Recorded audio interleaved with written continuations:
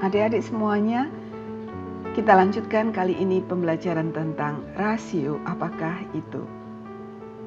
Masih ingat kedai Pak Manari? Yang lalu kita melihat penjualan di kedai Pak Manari di dalam 1 minggu. Kali ini kita melihat suatu tabel yang menunjukkan penjualan di kedai Pak Manari dalam 1 bulan. Di sini kita melihat total penjualan di setiap minggu di dalam bulan itu.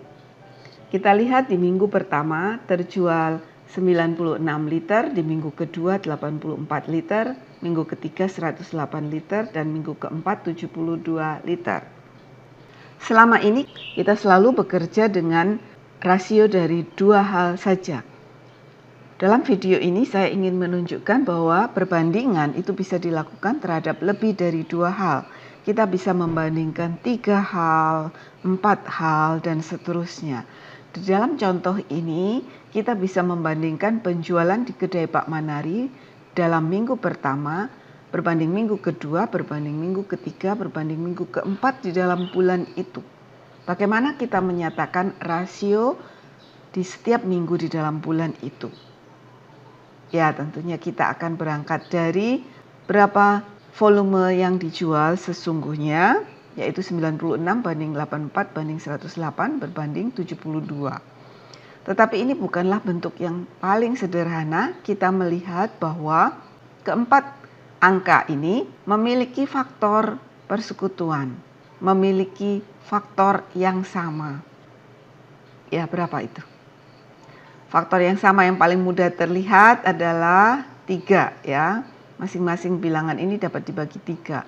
Sehingga kalau semuanya dibagi 3, kita mendapatkan 32 berbanding 28 berbanding 36 berbanding 24. Ya, apakah ini sudah paling sederhana?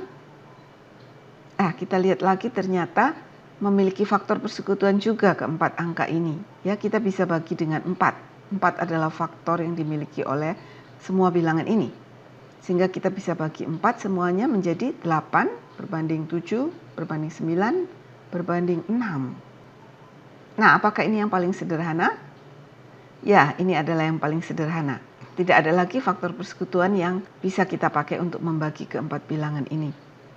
Ya, inilah rasio penjualan di minggu pertama terhadap minggu kedua, terhadap minggu ketiga, terhadap minggu keempat, yaitu 8 berbanding 7 berbanding 9 berbanding 6. Kalau kita ingat tadi, mula-mula kita berangkat dari volume sesungguhnya yang terjual, kemudian kita bagi 3, kemudian kita bagi 4. Kalau kita bekerja langsung, sesungguhnya kita bisa langsung membagi dengan 12. Ya.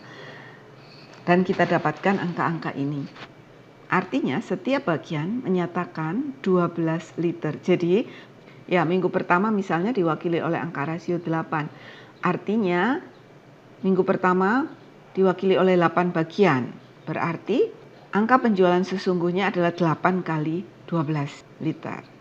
Karena tadi kita bagi 12. Kita tahu bahwa setiap bagian itu menyatakan 12 liter karena memang kita yang menyatakan rasio ini. Karena memang kita berangkat dari angka volume penjualan sesungguhnya. Tetapi kalau kita langsung dihadapkan pada fakta bahwa rasio penjualan di minggu pertama terhadap minggu kedua, terhadap minggu ketiga, terhadap minggu keempat adalah 8 berbanding 7 berbanding 9 berbanding 6, maka kita tidak tahu sesungguhnya berapa volume penjualan di minggu pertama, ataupun minggu kedua, ataupun minggu ketiga, ataupun minggu keempat. Masih ingat prinsip bahwa angka rasio tidak menunjukkan besar yang sesungguhnya. Ya, atau tidak selalu menunjukkan besar yang sesungguhnya. Dalam contoh ini, angka rasio ini tidak menunjukkan banyaknya volume yang dijual yang sesungguhnya. Ya, jadi rasio dapat digunakan untuk menyatakan perbandingan dari lebih dari 2 hal. Berikutnya kita lihat kasus lain. Kali ini saya ingin menunjukkan grafik lingkaran. Grafik lingkaran ini menunjukkan hasil panen dari ladang Pak Budi. Grafik lingkaran menunjukkan rasio. Ya, menunjukkan proporsi, perbandingan. Jadi Seluruh lingkaran, luas satu lingkaran ini digunakan untuk menyatakan seluruh hasil panen dari ladang Pak Budi dalam contoh ini. Tapi untuk setiap grafik lingkaran, ya luas seluruh lingkaran selalu menyatakan total keseluruhan ya dari tiap kasus yang dinyatakan. Dalam contoh ini, luas seluruh lingkaran menyatakan hasil total panen dari ladang Pak Budi. Maka jika jagung hanya menempati 1/4 bagian atau 1/4 dari luas lingkaran, berarti jagung adalah 1/4 dari total panen di ladang Pak Budi. Begitu juga dengan beras, kita lihat di sini beras dinyatakan dengan 3/4 dari lingkaran ini. Maka berarti beras yang dihasilkan dari panen di ladang Pak Budi adalah 3/4 bagian dari total panen keseluruhan.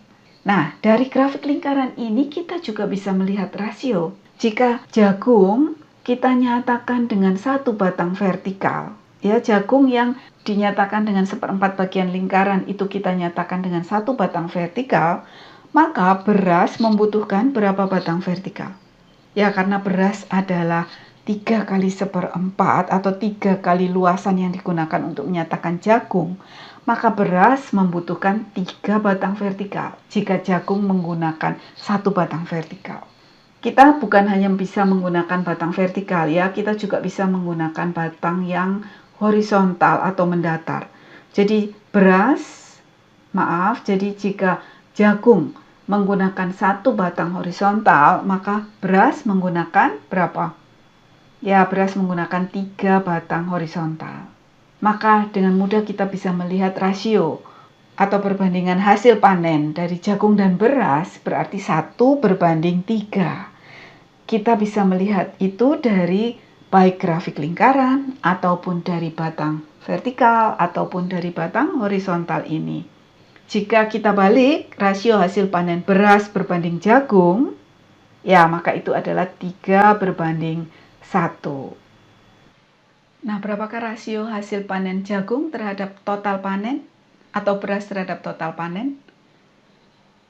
Ya, dengan mudah kita bisa lihat bahwa rasio hasil panen jagung terhadap total atau keseluruhan hasil panen adalah 1/4.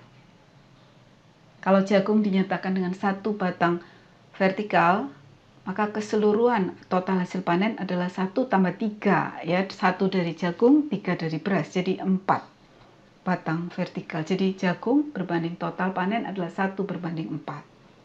Rasio hasil panen beras terhadap total panen adalah 3/4. Saya berikan contoh yang lain, ini hasil panen dari ladang Pak Toto. Rupanya ladang Pak Toto menghasilkan beras, jagung, dan juga semangka. Pak Toto juga menanam semangka di ladangnya.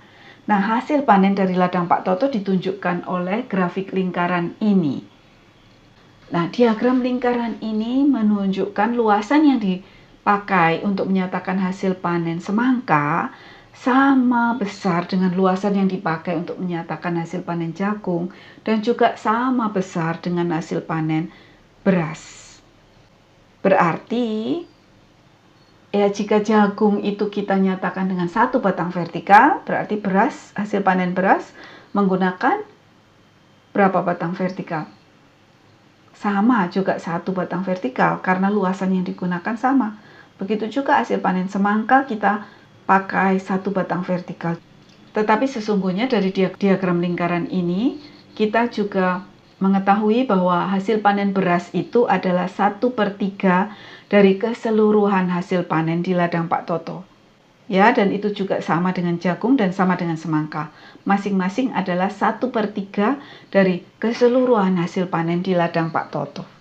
Kita juga bisa menyatakan hasil panen ini dengan batang mendatar atau horizontal. Jika jagung menggunakan 1 batang, beras juga 1 batang, dan semangka juga 1 batang. Maka kita dengan mudah melihat rasio dari hasil panen jagung dan beras dan semangka itu sama-sama 1/1/1. Nah, berapakah rasio hasil panen jagung terhadap total panen? Ya, rasio hasil panen jagung terhadap total panen adalah 1:3. Sama ya dengan rasio hasil panen beras terhadap total panen adalah 1:3. Semangka terhadap total panen adalah 1:3. Ya, selanjutnya kita lihat contoh beberapa kasus. Yang pertama seperti ini. Pak Timo mendapati bahwa rasio hasil panen kedelai dan kacang hijau dari ladangnya adalah 2:1. Dan ia juga mendapati bahwa rasio hasil panen kedelai dan padi 1:6. Nah, bagaimana menyatakan rasio dari ketiga hasil panen itu? Padi dan kedelai dan kacang hijau. Ya, atau dibolak-balik nanti juga bisa. Mari kita lihat satu persatu ya. Kedelai berbanding kacang hijau adalah 2:1. Dalam penyelesaian kasus-kasus yang lalu, di video yang lalu, kita menggunakan lingkaran-lingkaran kecil, masih ingat? Untuk mewakili satu bagian kita gunakan satu lingkaran ya. Di sini kita juga bisa menggunakan lingkaran atau kita juga bisa menggunakan batang. Seperti di contoh yang tadi. Coba saya akan menggunakan batang ya. Kalau kedelai banding kacang hijau adalah 2:1, maka saya bisa menggunakan 2 batang untuk kedelai dan 1 batang untuk kacang hijau. Nah, tiap batang ini tentunya seharusnya besarnya sama, tapi karena saya menggambar menggunakan tangan dan tidak dengan penggaris, maka besarnya tidak bisa sama. Yang saya maksudkan adalah sama ya. Tapi yang penting adik-adik mengerti maksudnya. Kemudian kedelai berbanding padi adalah 1:6. Nah, ini berarti bagaimana? Di sini kita sudah menggambarkan kedelai dengan 2 batang. Sementara itu diketahui faktanya adalah kedelai berbanding padi adalah 1:6. Nah, jadi padi menggunakan berapa batang adik-adik? Ya, mungkin ada yang sudah tahu ya. Jadi jika kedelai itu menggunakan 2 batang dan itu menyatakan 1 bagian ya, kedelai berbanding padi adalah 1:6. Jadi angka rasio kedelai adalah 1. Jadi 2 batang ini yang dipakai untuk mewakili kedelai ini menunjukkan 1 bagian di dalam perbandingan dengan padi. Berarti kalau padi 6 bagian, ya kita menggunakan referensi yang sama dengan kedelai karena kedelai dibandingkan dengan padi. Jadi 1 bagian kalau diwakili dengan 2 batang, maka 6 bagian untuk padi berarti memerlukan berapa batang? 6 kali 2 batang. Ya, maka itu menggunakan 12 batang. Ya, padi angka rasionya adalah 6. Jadi 6 bagian. Ini adalah 1 bagian dengan 2 batang. Kita perlu gambar 2 lagi, 2 bagian, 2 lagi, 3 bagian. Ya, jadi masing-masing ini adalah 1 bagian. Itu 2, 3. 2 lagi, 4 bagian. Makin lama batangnya makin besar. 2 lagi, maka ini 5 bagian. 2 lagi. Ya, ini adalah 6 bagian. Jika 2 batang ini menunjukkan 1 bagian yang kedelai, ya, maka padi itu 6 bagian. Lihat, kedelai dan padi adalah 1:6. Nah, bagaimana kita membandingkan atau menyatakan rasio dari ketiga hasil panen ini secara bersama-sama? Masih ingat kalau kita membandingkan 3 hal bersama-sama, maka setiap bagian nanti harus juga mewakili ukuran yang sama. Maka kalau kita membandingkan kedelai dan kacang hijau dan padi, bisakah kita menggunakan 2 batang sebagai 1 bagian? Tidak bisa ya, karena kacang hijau di sini hanya 1 batang. Jadi kita harus menggunakan jumlah batang yang terkecil untuk mewakili 1 bagian. Kalau kita lihat kedelai dan kacang hijau dan padi, maka yang terkecil adalah milik kacang hijau, hanya menggunakan 1 batang. Oke, kalau begitu 1 batang ini kita pakai untuk menyatakan 1 bagian. Maka jika kacang hijau itu dinyatakan sebagai 1 bagian, berarti kedelai 2 bagian, karena 1 bagian itu dinyatakan dengan 1 batang. Ya, dan padi itu berarti berapa? 12 bagian. Nah, inilah rasio dari ketiga hal itu. Ya, kita bisa menyatakan rasio dari hasil panen kedelai berbanding kacang hijau berbanding padi adalah 2:1:12. Di dalam pertanyaan ini kita diminta untuk menyatakan rasio hasil panen padi banding kedelai banding kacang hijau. Mudah saja, kita tinggal membalik angka-angkanya ya. Jadi padi berbanding kedelai berbanding kacang hijau adalah berapa? Ya, 12 berbanding 2 berbanding 1. Ini tidak bisa disederhanakan lagi karena kita melihat ketiga-tiganya. Kalau kita hanya melihat padi dan kedelai, 12 berbanding 2 bisa disederhanakan. Tetapi kita harus melihat ketiga-tiganya ya, maka tidak bisa disederhanakan lagi. Ini adalah bentuk yang paling sederhana. Selanjutnya, jika Pak Timo mendapatkan hasil panen kedelai 36 kg, berapa kilogram hasil panen kacang hijau dan hasil panen padi? Ya, ini mudah bisa dijawab jika kita tahu angka rasionya. Kembali kita lihat, ya, perbandingan padi banding kedelai banding kacang hijau adalah 12 banding 2 banding 1. Kita tulis dulu.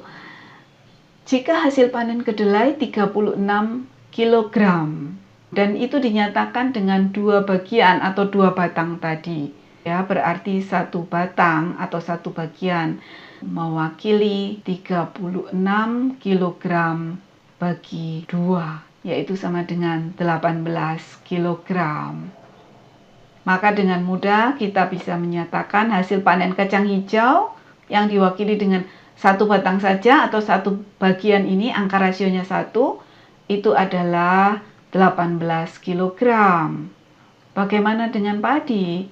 Ya, padi yang 12 bagian atau 12 batang berarti 12 kali 18 kg.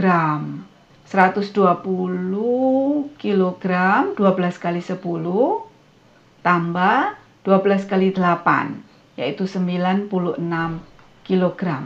Sehingga total adalah 216 kg.